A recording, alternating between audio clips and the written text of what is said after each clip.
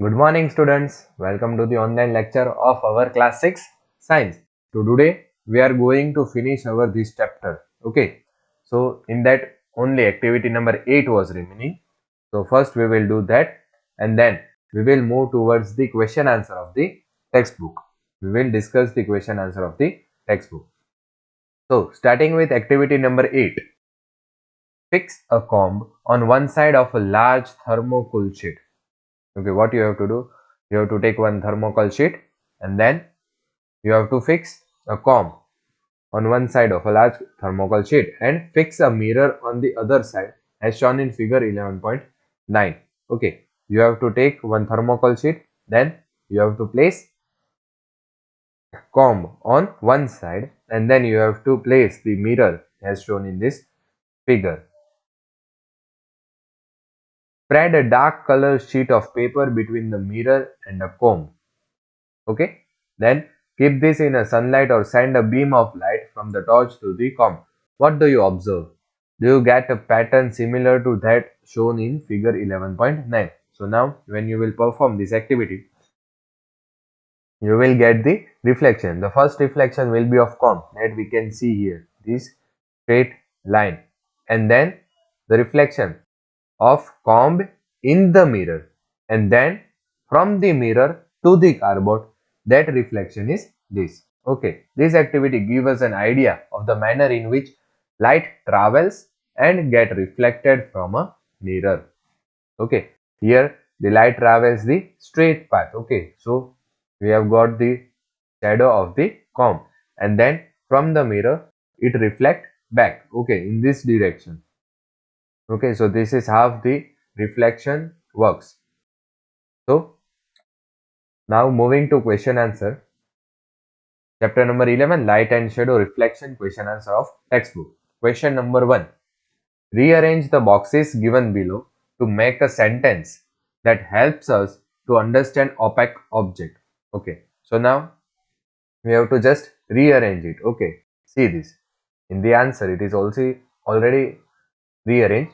See here, this 2 box up to here, this is opaque, right? Then we will have objects, then we will have make, and then shadows. Okay, opaque objects make shadow. Okay, because it does not allow the light to travel, so it allows the shadow to be formed. Opaque objects make shadows. Question number 2. Classify the following object or material given below as opaque. Opaque object does not allow the light to pass. Then we have transparent, which allows the light to pass. Then we have translucent, partial transparency, and then luminous and non-luminous. Now what is luminous? The object which is shining. For example, this sun, the sun. The sun is luminous, and then non-luminous, that is moon. Okay, so here number of objects are given. Okay, so from this you can find opaque object are a piece of rock, a sheet of aluminium, a mirror, a wooden board, a CD, a piece of red hot iron, an umbrella, a lighted fluorescent tube, a wall, a sheet of carbon paper, the flame of a gas burner, a sheet of cardboard, a lighted torch, kerosene, sun, and moon. So these are all the opaque objects, right? Now in the list of transparent we have air and water. In translucent, a sheet of polythene, smoke, a sheet of plain glass, fog, a sheet of cellophane, and a wire mesh. Then in luminous, a piece of red hot iron, a lighted fluorescent tube, the flame of a gas burner, a lighted torch, sun, and firefly.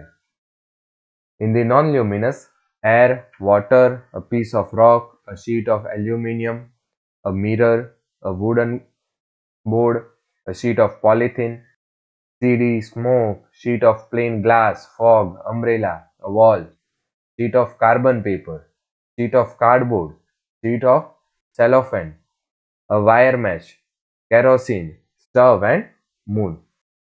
Now moving to question number 3. Can you think of creating a shape that would give you a circular shadow if it is held in one way and the rectangle shadow if held in a other way? So now we have to find one object which gives two types of shadow in different light conditions.